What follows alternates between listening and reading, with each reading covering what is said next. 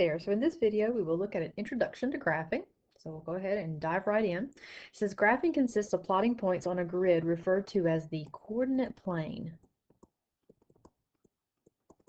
And so the coordinate plane, there's an example of, if you look down in example 1, this grid right here, that is referred to as your coordinate plane. And the coordinate plane is made up of two axes. The horizontal axis is known as your x-axis, and the vertical up and down axis is known as your y-axis. It's important to note that all ordered pairs are always written x comma y, so this is going to be important for us as we move forward into graphing. So you're always going to read your x value first and then your y value. I thought I'd do a couple of these down here with you. So as you can see here in example 1, I've got some various points plotted here, and I want us to write the ordered pairs for those particular points. So let's do A, C, and E here together, and let you pause the video and finish up the last three, okay? So for the ordered pair for point A, remember ordered pairs are x comma y. So here's my point A. Its x value is 4, and its y value is 6. So its ordered pair would be 4, 6. That would be its location. All right, let's move over to C. Remember x comma y. So its x value is 6, and then its y value is -2. So 6, -2 would be the ordered pair for that point.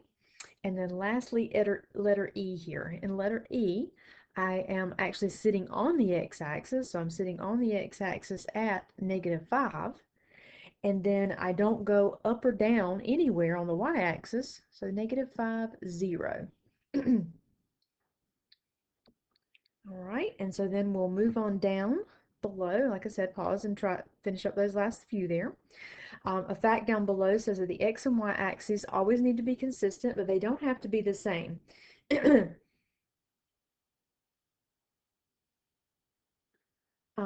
So you'll always look at, so you can look down here in example 2, and it wants us to determine this scale of your x and y axis.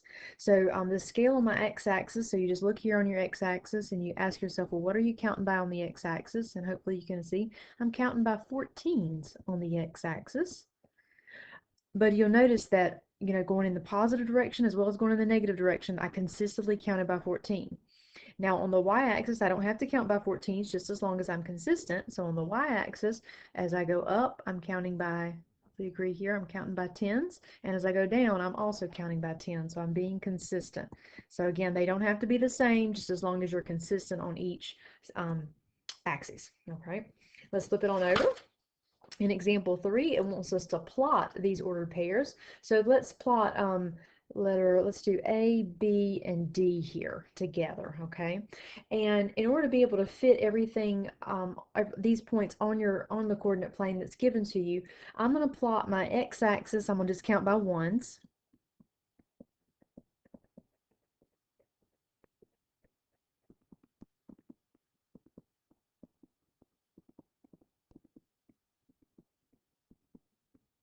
And the y-axis, I'm going to have to count by 2s in order to fit my data points on here.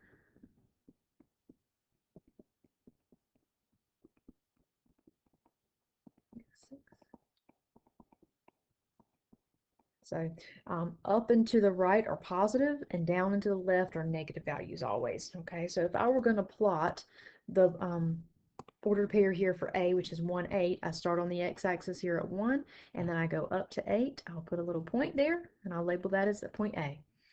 Letter B is at -3, 10. So remember, ordered pairs are x comma y. So it's telling me on the x-axis go over to -3, and on the y-axis go up to 10. There's our letter B.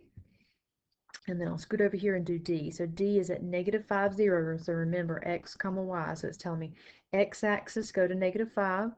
So that would be this one right here. And then I don't go anywhere on the y-axis, so I stay right there. That's my letter D. Okay. I encourage you to pause and make sure you can do C and E, okay? All right, so we'll move on down below. And it should be noted there's several different ways to graph a linear equation. So one way is to graph using x and y intercepts. So an x-intercept, just by the nature of how it sounds, is the point on the graph where the graph crosses the x-axis, okay? And x-intercepts are always of the form some number comma 0, because remember ordered pairs are x comma y. So if you're crossing the x-axis, then the number is going to be in the x spot, and you're not going to go anywhere on the y-axis.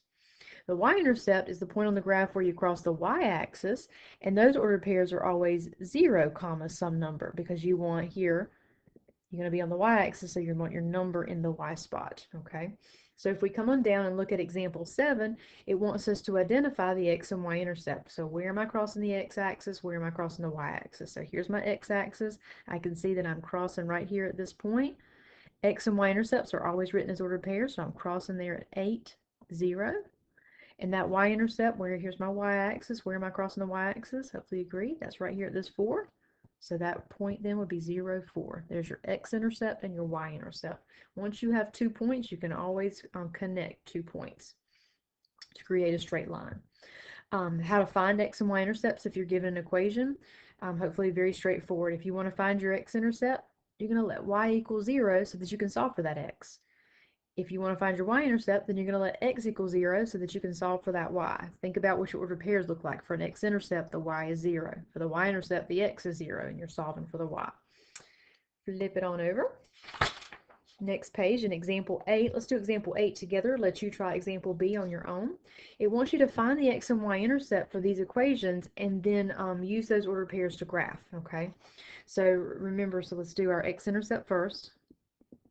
So remember, x-intercepts are always some number comma 0, because we think about it, you are trying to solve for x, you're going to let y equal 0. That's what all x-intercepts, the ordered pairs, always look like. You're crossing the x-axis, so the number is going to be in the x spot, and then you didn't go anywhere up and down.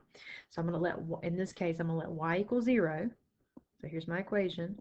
Everywhere I see a y, I'm going to let it equal 0, and I'm going to be solving for that x. We know 2 times 0 is just 0, so I'm left with then 3x equals negative 12, divide by 3, so x equals negative 4. So I'm crossing the x-axis at negative 4, so there's my x-intercept. Let's get my y-intercept now. So remember, y-intercepts, you're trying to solve now for your y, so the x is going to be equal to 0. So think about y-intercepts, the ordered pairs here. I didn't go anywhere on the x-axis, I only went up and down. So everywhere I see an x in my equation, I'm going to let it equal 0 this time.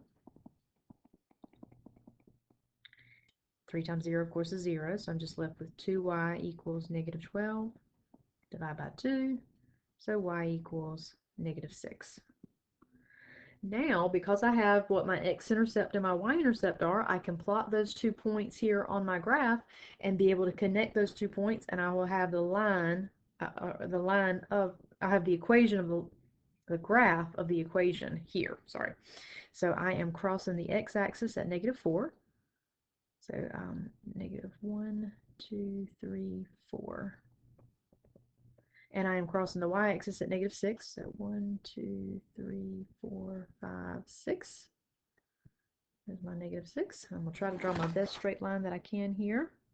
Freehand. That's not too bad. And that is the graph for this given equation here. Okay. Again, there's going to be other ways to graph equations that we'll be picking up in the next section. This is just one way here, graphing using x and y intercepts. All right, so now let's pick up this idea of slope, okay? And the slope tells us how fast a quantity is changing, and that is, like I said, referred to as slope. It's also known as your average rate of change.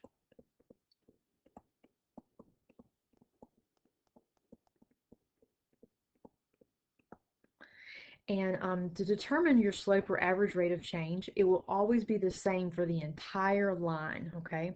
If you are given a graph, then finding that slope should be very straightforward, because what will happen is you want to pick 2 points on the line that those ordered pairs are known. Like, for example, I wouldn't want to pick this point right here, because I would have to guess what its x and y values are.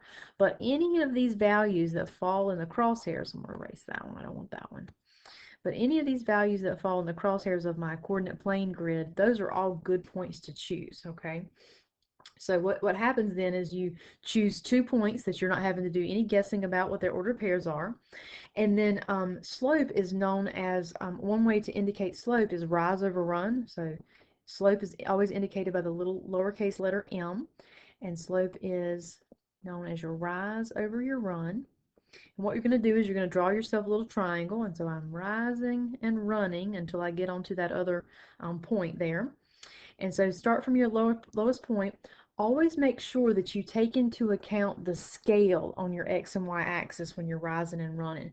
So here, when I rise to get in line with that other point, like I'm only rising 1 unit, but notice the scale, I'm rising 50 units. So my rise then will be 50. I went up, so it's positive.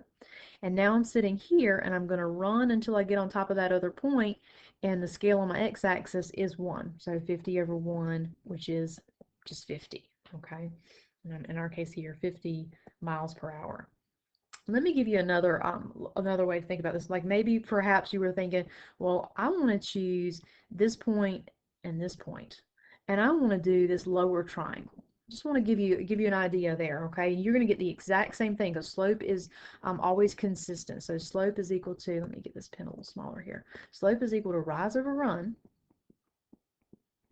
So if I start at this same leftmost point here, in this case, in order to get on top of that other point, I end up running first. So I run 1, 2 units. So my run is going to be 2 on the bottom. And then now I'm sitting here and I'm going to rise 50, 100. So I'm rising 100. Okay. And I went to the right, so it's positive. I went up, so it's positive. And then now let's clean this up. 100 divided by 2 is 50. Okay, so that I just wanted to let you know that there's more than one triangle, more than one point that you can choose. Just make sure that they are points that are easily determined. Okay, all right, and then let's flip it over now to our last page. And in our last page here, it wants us to estimate the slope of each individual line here, okay? So let's do example 9 here together, and I'll let you try the example on the right all by yourself, okay? So I am going to choose, like I said, I'm going to choose 2 points that I'm not having to guess whatsoever about the order pair. Like, for example, I'll say one more time, I would want to choose this point right here. Like, I know what the X value is, but the Y value is not quite halfway in. So I'd have to start saying, well, is that 2.75? Is it 2.65? I want to choose nice even points here. So I'm going to go with the X and Y intercept because those are perfect points for this particular problem. All right, so remember my slope, rise over run.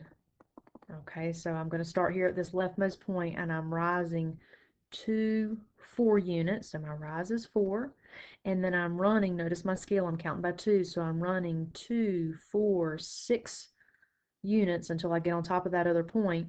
So then just reduce, divide both by 2. So 4 divided by 2, 6 divided by 2, 2/3. Final answer. Okay. All right, I'll let you try the example over on the right. Check yourself by the solution key. Sometimes you will not be given a graph to be able to determine what the slope is. You'll rather be given 2 ordered pairs. And whenever you're given 2 ordered pairs, this is where the slope formula comes into play. You'll need to know this formula. But whenever you're given 2 ordered pairs, you can think of the first ordered pair as x1, y1, and the second ordered pair as x2, y2. And then that formula then for slope is y2 minus y1 over x2 minus x1. So another way to think of this is it's the change in y, that little triangle there is the delta, so it means change. The change in y over the change in x, okay? All right, so let's do a couple of these down here together. I'm actually going to do A, C, and E here with you. All right, so in example 10, it wants you to find the slope passing through these points. So the difference between this one and the previous one is that the graph isn't given to us, but it is given us 2 order pairs. So I'm going to call this first order pair as x1, y1, because we know order pairs are always x comma y. And the second order pair, x2, y2. That's an x there. All right, so I'm looking at my formula here. So m equals y2 minus y1, so minus the negative 2. On the bottom, x2, 60, minus x1, which is 5. All right, so now let's clean up top. 2 negatives side by side turn into a positive, so that gives me 11. On the bottom, 60 minus 5, 55. And then we reduce. We can divide them both by 11. So 11 divided by 11, 55 divided by 11, 1/5. Final answer. That would be my consistent slope. Okay. All right, so now let's move on down to example C here. Again, I'm going to label it x1, y1, x1, y1, x2, y2. All right, my slope. So y2, -2 minus y1, which is 6 on the bottom. x2, 4 minus a -3. Up top, clean this up. -2 minus 6 gives you -8. On the bottom, two negatives side by side turn into a positive over 7. It can't be reduced. That's my final answer there. So this time I have a negative slope, okay? And that's one thing to keep in mind. I'll go back up here. Slope is, if you read a graph, you read a graph like you read a book from left to right, and if you're given the graph itself, if the graph increases from left to right, you should have a positive slope. If your graph decreases from left to right, you should end up with a negative slope, okay? So in other words, here, whenever we take this idea further in the next section, you'll you want to make sure that when you have a positive slope that you're increasing, when you have a negative slope you're decreasing from left to right. All right, so now let's come on down and look at letter E. Letter E is a little special one. So I'm going to call this one x1, y1, x2, y2. All right, so first thing I want to do, again, find my slope. So y2 minus y1, and then on the bottom, x2 minus x1. So up top, 6 minus 6. Of course, that's 0. And then on the bottom, those two negatives turn into a positive, so that's a 7. 0 divided by anything is 0. So I have a 0 slope here, okay? Now, I want to take this one just a little step, one step further, just so you can see where we're headed. Let's think about it if we were to graph those two ordered pairs that we were given there. So I'm just going to do a rough sketch here. So I'm going to make, here's my 6, and I've got, here's my -3, and there's my 4, okay? And so the two ordered pairs, if I were to graph them, would be -3, 6, and 4, 6. Well, if I were to graph that, the only way to connect those 2 points would be a straight horizontal line, like that. And so now, we know that we just found by hand that the slope of this line is 0.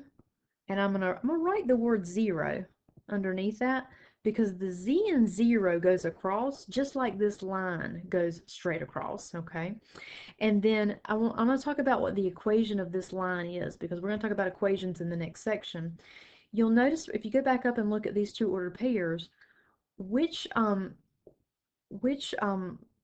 variable are they repeating in? Are they repeating in the x spot or the y spot? And hopefully you agree, they both have the exact same y value, so they're repeating in the y spot. The equation of this line is y equals 6.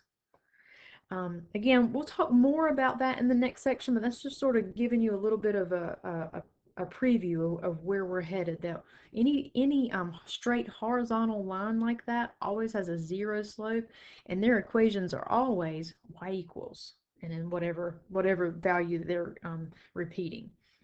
So if we move over to letter F, just to give you another example, if we move over to letter F and I find the slope over here, do my y2 minus y1, so I have -2 minus 8, x2 minus x1, so -5 minus a -5.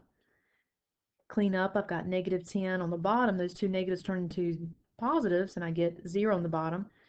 Remember we talked about earlier, 0 on the bottom can't happen, so this slope is undefined, or you can write that as no slope.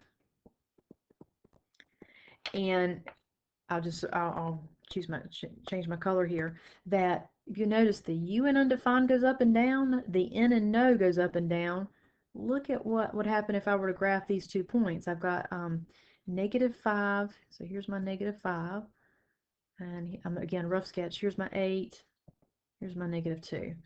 And if I plot the 2 points that I was given, -5, 8, and -5, -2, draw that line. The only way to connect those would be a straight vertical line this time.